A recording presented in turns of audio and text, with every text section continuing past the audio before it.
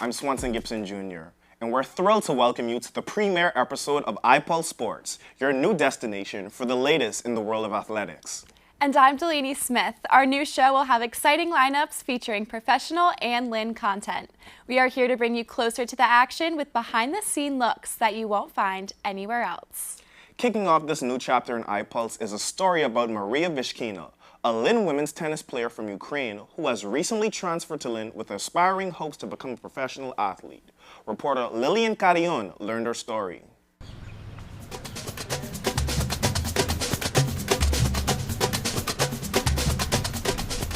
Hello, my name is Lilian Carrion, and here I am with Maria from the Ukraine. She's on the Lynn's women's tennis team. I am so happy today that I can interview you. Thank you. Thank you so much. I want you to tell me a little bit about you and your background story. So you're a transfer. Tell us a little bit about it. Yeah, so I'm from Ukraine, and I'm a transfer student I transferred here from D1 school. Before I was in California in Fresno State University. And the reason I transferred here was the tennis, because my goal is to become pro after college, after my college career. So here, the Boca Raton in Florida is the best place for tennis. Like a lot of tournaments, a lot of opportunities to practice with the good players. Maria has been playing her entire life. Tennis is one of her biggest passions, but she says that sometimes the challenge is not only on the court, but also on her brain. I started tennis when I was 4, and by the age of probably 7 or 8, I already had a goal. I remember I came up to my mom and I told her hey, I want to be the number 1. So, and she was like, yeah, okay, we're doing this now. So I would give the advice to always believe in yourself, because sometimes you're doubting yourself so much. And I also been struggling with this, and it's really tough to overcome. And I know when you have a lot of pressure, and especially if you want to become a pro athlete, you always having a lot of pressure. What am I doing? If I'm doing this right? Maria came from Ukraine with a dream, and she's determined to achieve that success in the US and worldwide. I'm really glad that my mom and sister are able to be here with me. And obviously they moved here because of the war. That was the first reason why. They were in Vienna first, in Austria. We were living there for a year and a half or something. And then they decided to move to Boston first for my sister's education. And since I transferred to Florida and to Boca Raton, they were like, oh yeah, we're going with you. So now they're here with me, and I'm really glad that I'm having this support from them. So Maria has a challenge for me today. Have you seen a communications journalist, news reporter do tennis before? Maybe no. So there's a first time for everything. You need to teach me how to do it, because I don't want to mess it up. Okay, let's do the first thing you're gonna do, just like this. Okay, I got it. Okay. You got it. Okay. Let's go. Ah! And I am wearing high heels, so that's a challenge. You're doing great. What's your dream, huge dream goal or tournament to play at when you get to be a pro? Because you're gonna be a pro. Thank you. So my biggest dream, let's say, I obviously want to win Grand Slams, and I want to win all of them, 4 of them. There's Australian Open, Roland Garros, Wimbledon, and the USA Open. This is one of the many stories that our Lynn athletes have. Maria for sure will be playing on the Grand Slam. My name is Lilian Carrion, and this was a report for iPulse Sports.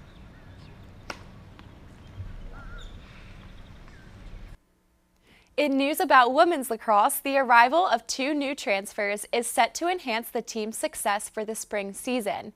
These talented athletes bring fresh skill and energy to the winning team. I spoke to them. The Lynn women's lacrosse team is excited to welcome 2 talented new transfers to their group. First, senior attacker Meredith Revizza with sharp stick skills and a powerful shot. I'm a senior transfer from Central Connecticut State University, and I decided to transfer just because I wanted more of a competitive environment where I can come in and potentially have a winning season my senior year. And second, a dynamic midfielder known for her speed and precision on the field, sophomore midfielder Taylor Tobin. I was really looking for a competitive environment with competitive coaches, and I definitely found that here in my transfer process. Revizza and Tobin both said the coaching staff had a tremendous impact on deciding to make Lynn their new home. What stood out to me most about the coaches is definitely their competitive culture that they bring to the table, and the way that they're very bought into the program and they really care about their athletes.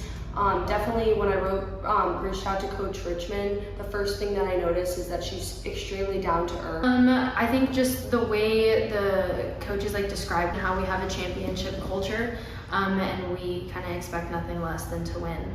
The two transfers have had wonderful experiences so far and are eagerly looking forward to competing this spring season. Plus, they both agree that being close to the beach is a fantastic bonus.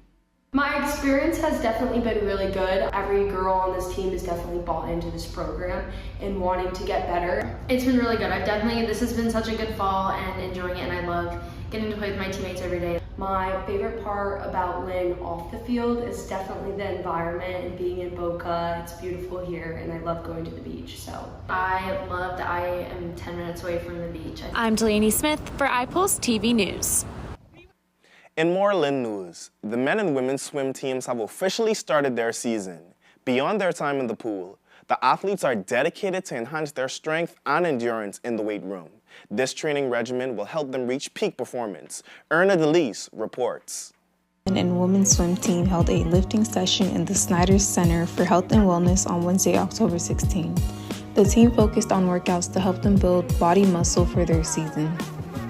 So today we lifted, primarily focusing on upper body, so that we could focus on creating power every time we take a stroke. Both teams previously swam at Florida International University against different universities from Friday to Saturday, October 4th and 5th, where the women's team came in 6th to 7th place and 5th place for the men's. I think we work more on legs because legs is what makes us faster at swim, so I think he's just trying to strengthen us. Coach Mike guided swimmers on lifting and pushed them through to get through the workouts. And the reason why we lift is because it helps us generate more power in the water. Though you could still get fast by just swimming regularly, you would be able to generate much more power with every stroke and every kick if you are developing the explosive muscles through dry land. As the team continues to put in work in their workouts, they keep striving to improve every chance they get.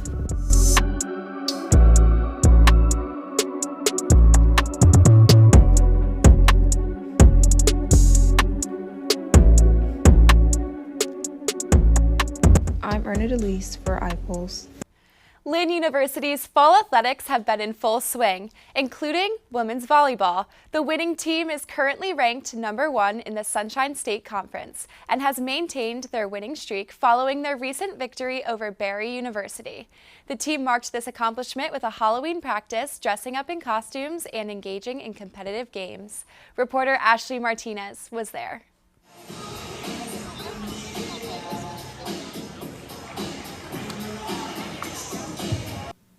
My name is Ashley Martinez, and I'm here at the DeHornley Sports and Cultural Center interviewing the volleyball girls after their big win against Barry University. They hold a record of 19-1, 19 wins and only 1 loss, and is #1 in the Sunshine State Conference. I'm here to ask them about how they plan to go about the rest of their season and maintaining this impressive record. So my name is Lillian Neal, and I'm a Vector from Despicable Me.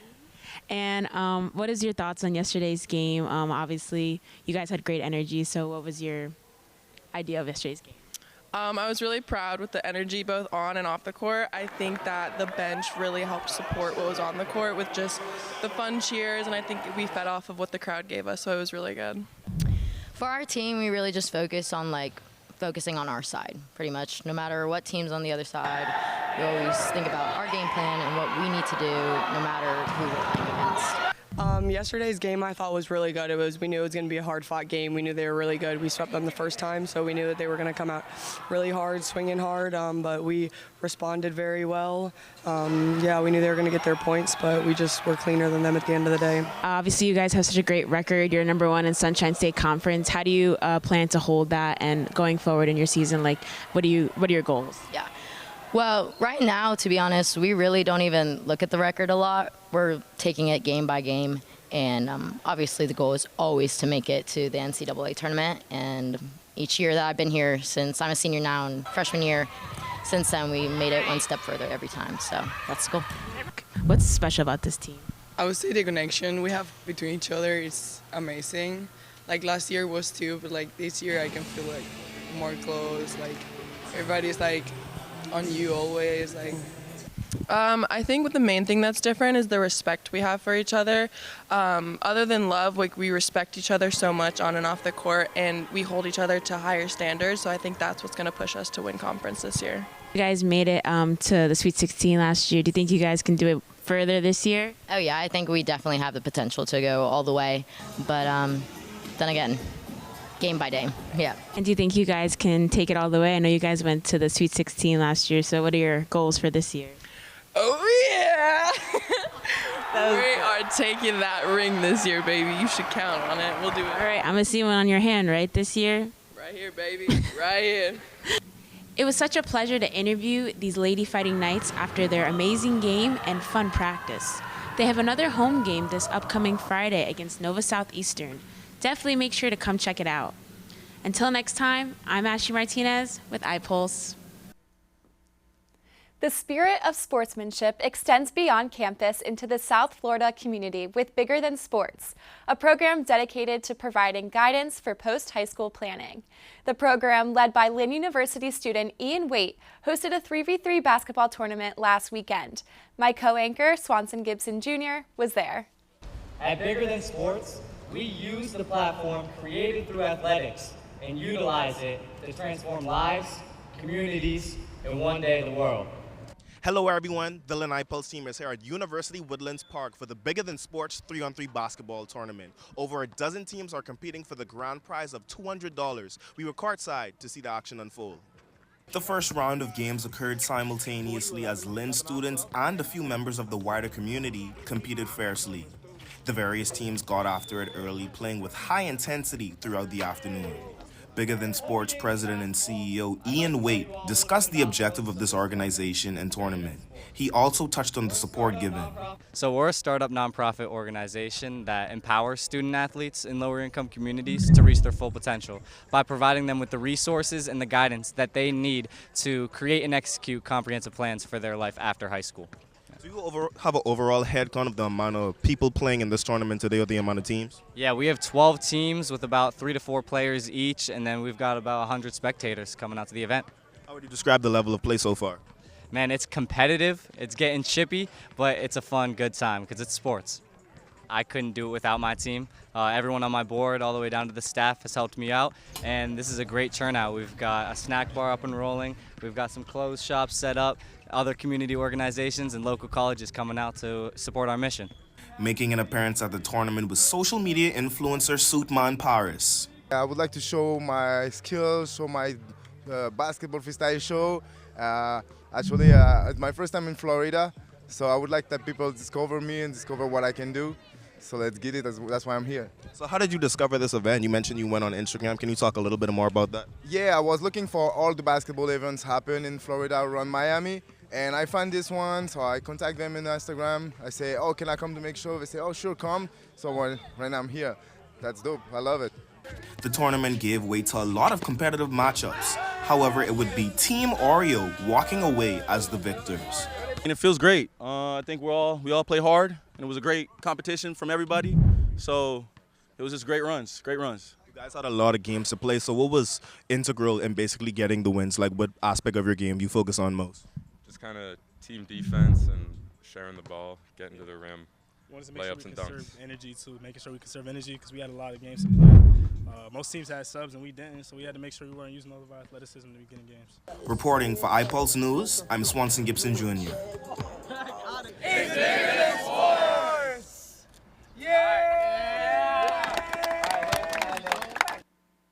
Basketball legend Dwayne Wade has guided the Miami Heat to 3 NBA titles. This month, the city honored him with a statue of himself to celebrate his incredible career and lasting impact on the game. Reporter Allison Wallace gives us more details. Dwayne Wade, a former NBA player, created history by being the first statue in Miami Heat franchise. The statue was crafted by Times Creations and it's an 8-foot statue. The statue is describing him in his viral "This Is My House" celebration.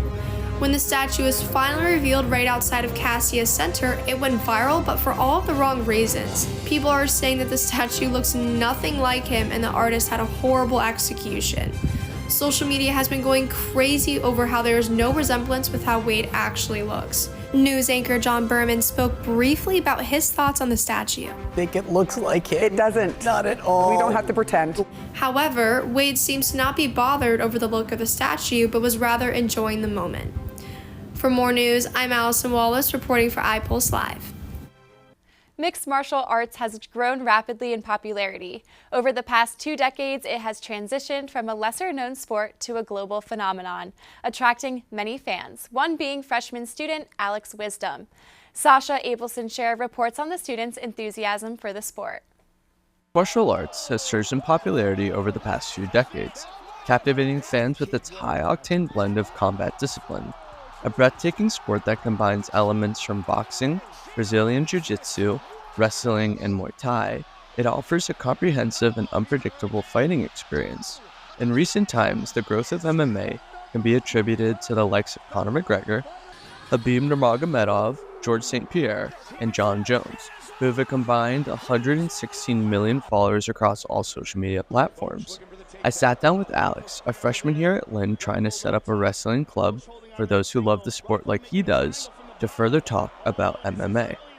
So my name is Alexander Wisdom, and I'm a wrestler, and I love wrestling. I mean, it's a huge part of my life.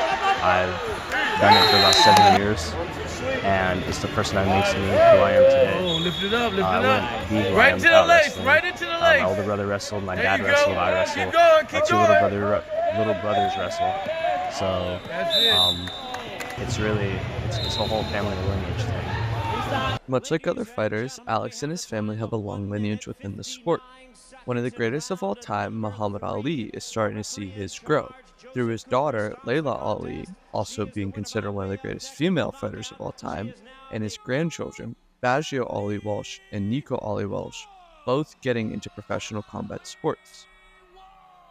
Alex says that MMA does not only provide a physical benefit, but also enhances the emotional well-being and promotes a healthier lifestyle.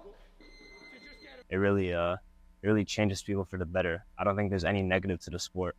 I mean, there's beauty in the violence of it, and I think that's just something that really sticks out to people when they start it.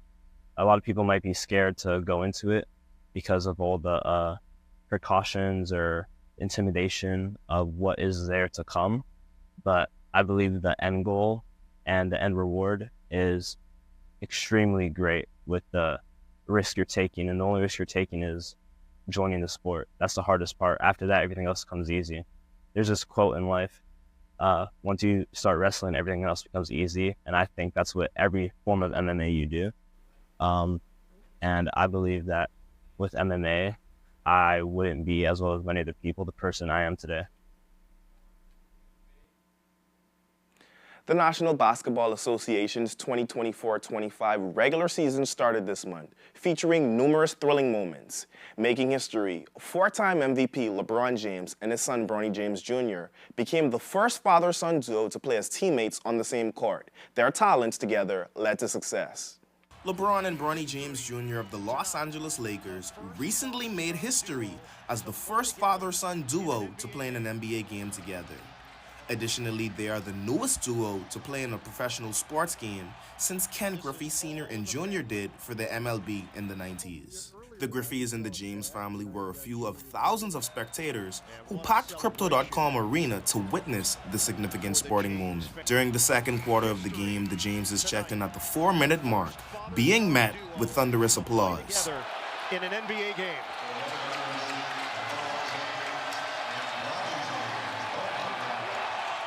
This is all in the family. When asked after the game, the Jameses recounted the moment they shared the court.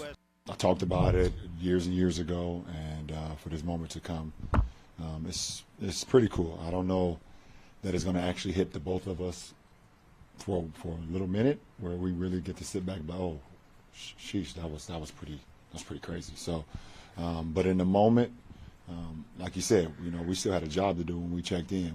We wasn't trying to make it a circus. We wasn't trying to make it about us. We wanted to make it about the team. Trying to focus on going in as a rookie and not trying to mess up. But, yeah, I mean, I totally did feel the energy, and Yeah, I appreciate the Laker Nation for, showing the support for me and my dad. The LA Lakers would go on to defeat the Minnesota Timberwolves 110-103 in their season opener. Reporting for iPulse News, I'm Swanson Gibson Jr. And that's our broadcast for November 1st, 2024. I'm Delaney Smith. And I'm Swanson Gibson Jr. We'll return next week with another edition of iPulse Live, and in 2 weeks, we'll bring you another edition of iPulse Sports. In the meantime, you can follow us on our website at iPulsenews.com.